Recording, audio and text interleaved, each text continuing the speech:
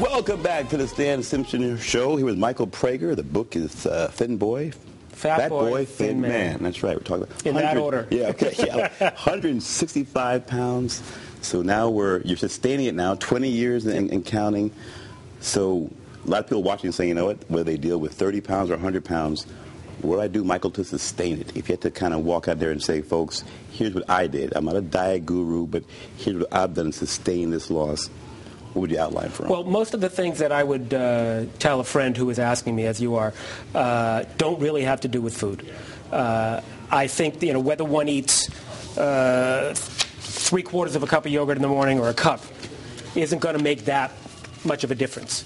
What I find is far more significant is having a specific plan and then sticking to it. Okay, well, let's look at those tips, though. You have some tips, and I know you're not a diet guru, you don't pretend to be, but here are Mike's tips, if you will. One is having a food plan. You outline it's important to have a regimented plan and sticking to it. Keeping with healthy foods, right? Healthy food is very important to start there first, right? It is, but even then, I'd put that secondary to just having a plan. Mm-hmm. You can always change the plan, and I don't mean when it's time for dinner, you know what, I'm not going to follow but once a month to review it with a healthcare professional, or once every 6 months, and that's between you and your doctor. And of course, I don't mean you to. Well, I'm a doctor now. I'm playing one on the TV. But you're talking about having breakfast, lunch, snack, dinner, writing down an actual plan, and trying to stay with it, right? That's right. And then you talk about also having a support team. That's right. Right. That's right, and that can be a dieting buddy. And I said earlier I didn't diet, but I did change the way I ate. So is that tough? Is that some may see that as a sign of weakness? That their ego gets in the way. I've got to have a support team. Did that get in the way? Did you look at a support team? Yes, it did. Okay, we'll talk about that. Yes, it did. Yes, it did. But how do you fight to me, speaking only for myself and my experience, having a strong ego was not a sign of health for me. Right. My ego meant that I kept on trying the same things, ending up in places I didn't want to be, and saying, I can handle this, I got it, you know. And so surrendering the ego, right? And really, it is said that faith is a sign of strength, and surrender is a sign of strength, which is paradoxical. And it used to be if I would encounter a paradox, I'd say, okay, that makes no sense, I have to reject it. Right. Now I say, oh, look at that, it's paradoxical. But then, if it still appears that it might work, I'll still go with it. But also not only eating, but a healthy lifestyle. Now you're exercising, biking, doing different things now. This is simple stuff here, but eating right, exercising. Talk about that now. Once you start opening the door to eating right, you're more open now to doing healthy stuff. Well, I would say the one thing I would say about exercise is that far more than anything it does for the size of my body, it's for the size of my head. It doesn't. I am so much more happy as a result of the exercise that I do. It breeds self-esteem. It blows off steam. Yeah, it has many good effects. One of which is the size of my body. That was one about but that was still one of the hardest things. I came to exercise later than I came to many of the other things that we've been talking about. But surrendering to a food plan, I get mine from a nutritionist in Philadelphia who understands food addicts. I think she understands food addicts better than anybody I've ever met who isn't a food addict. And her name is Teresa Wright.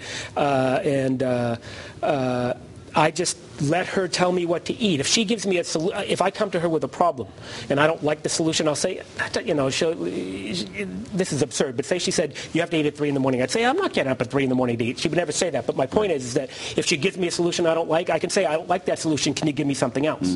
But in the end, once we've had those discussions, she tells me what to do, I just do it, and that's surrender too. When you watch some of these reality shows that are based on obesity and weight loss, and you hear these stories, and the common thread through all these shows is that it's not the weight, as you mentioned, it's really something internally that is causing you to mask whatever's going on. Do you empathize when you see these shows and folks lose, or do you think it sort of makes it, I won't say trite, but does it take advantage of people? Well, what I would say is that I find watching most of those shows to be pretty painful for me emotionally. Because you empathize? Well, to be really honest, I go both ways on that.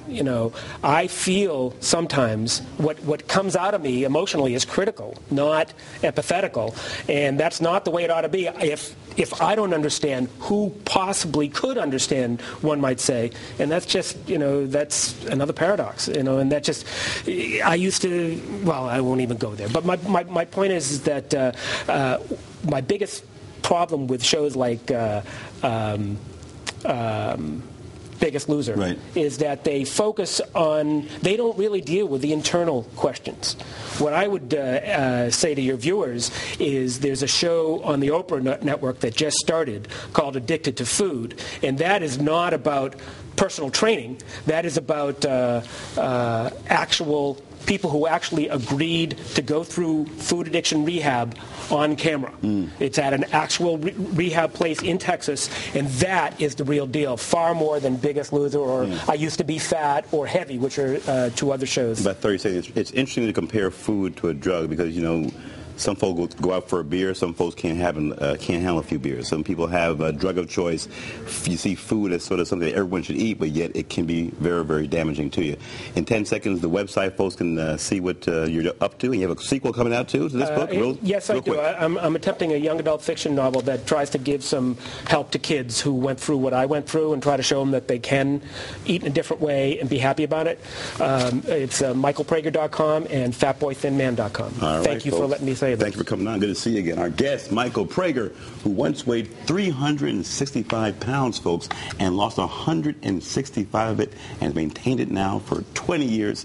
Don't forget, now you can catch our show 24/7 at ctnow.com/stand and check out exclusive behind-the-scenes video of the show. Have some fun, folks. Check it out. Friend us on Facebook. Follow us on Twitter. For the good folks here at Fox, Connecticut, I'm Stan Simpson. The Morning News is next.